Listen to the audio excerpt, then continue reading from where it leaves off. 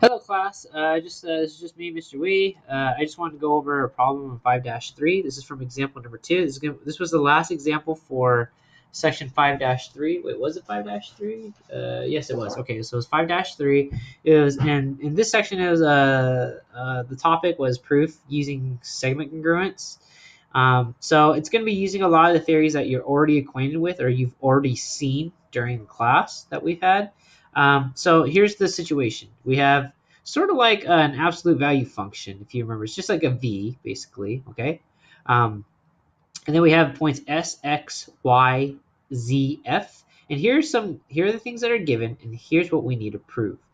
So what is given to us is that x is the midpoint of sy, z is the midpoint of yf, and we also know that xy is equal to yz. I'm a little bit more comfortable. So I know in the book that's what it says to do, and it implies like congruence right away, which I kind of disagree with. So if you need to make sense of it in your head, I think more accurately, it should have said that xy, xy line segment is congruent to yz, but it's okay. So either way, we'll make this work, okay?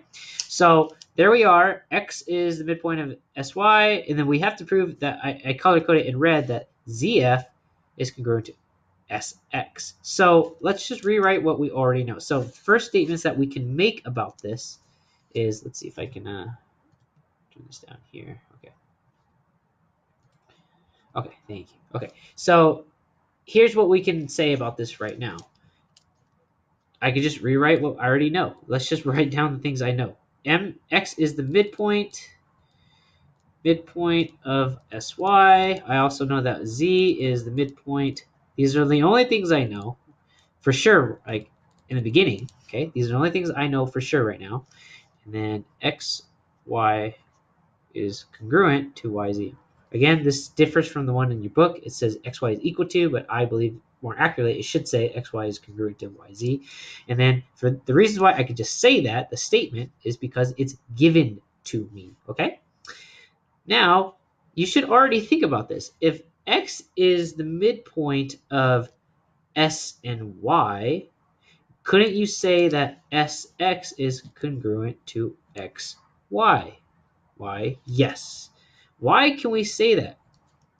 Well, Mr. Wee, isn't that the definition of the midpoint? Like, or isn't that why we do things? Yeah, because literally, because of the definition of a midpoint. Okay, so just act like a smart aleck, or just act like a person that's just trying to be too wise in class. Like, Mr. Wee, if x is the midpoint of this, doesn't that just mean sx and xy is the same thing, or congruent, or even equal to each other? Yeah, that's exactly why. Because why would you know that, young person? Because literally, that's what the definition of a midpoint is. So sx is congruent to xy. Couldn't we say that also for this over here? If z was the midpoint of yf, then shouldn't yz and zf be the same as well? Why, yes, because of the same thing. We can actually piggyback and just write that all in the same step. The statements this and yz is congruent to zf, they are congruent because of the definition of a midpoint. Okay, so I would write that there's, for now, I know that these two are congruent and these two are congruent, but I don't know if these are congruent to each other. I don't know if xx is congruent to zf. I don't know if xy is congruent to yz. Or do I? Do I know that xy is congruent to yz? I don't know. Wait, do I know? Oh, I do, because it was given to me in the very beginning. Okay. Um, XY is congruent to YZ. So in your book, it has this step. Now I'm going to write this in red, meaning that this is a little bit of precaution. Originally, I'm going to write this in red. What was originally written was XY is equal to YZ. And then they said that because of that, XY is also congruent to YZ. because that's by the definition of congruence. I don't necessarily think that's true. I don't think that, remember, I said that equality does not necessarily mean congruence, but congruence, we know, does mean that you're equal to each other. If you don't know why that is and you missed class, please come and see me and ask me that question. So you can write that. You can do that if you want, according to the book. But for my class, or at least for I'm talking about, you don't need that, and this should be written as this way, okay? But just keep that in mind. Let's just say if I assign this as a problem and I forget that it's written this way, then you can do this step here, okay? But otherwise, if I catch on, I actually change the way it's written in the book to this, then you don't have to have a step 3 in red, okay? The step 3 that I've written in red. So if you want, you can ignore this and then just go by with how I wrote the problem. And the problem should be that, and then the next step should be actually just kind of figuring this out. If let's just figure this out right now. XY is congruent to YZ. SX is congruent to XY. And YZ is also congruent to ZF. So if you think about it, let's see. XY is congruent to YZ.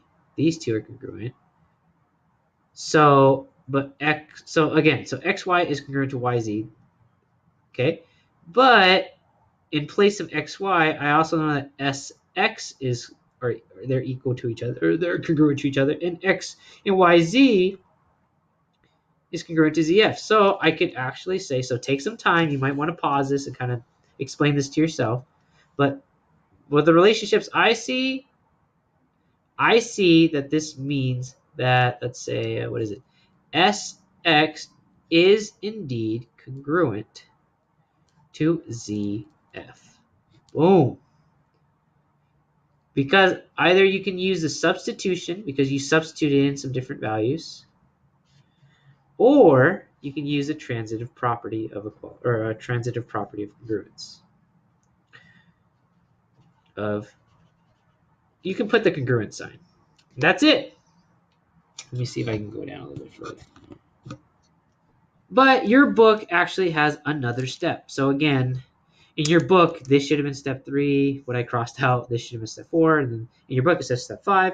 It says that, oh, wait a minute, because proving ZF is equal to SX, but we have it written as SX is congruent to ZF, I have to rewrite that and switch it around because ZF is now congruent to SX. And the only reasons why I know that I could switch places because this 5th step, so this would be 3, this would be 4, and this would be 5, is because of the symmetric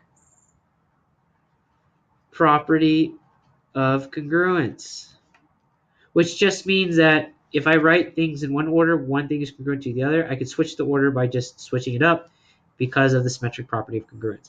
I don't need those things in the final answers in your homework, and I don't need them on the exam, but you may do it just to be 100% certain. In fact, it's really good practice to do that, but whatever's in black is pretty much all I'm going to grade you on, okay? All right, guys, that's the end of this. If you want, let's try. Let me just I'm moving some papers around right now as we're talking.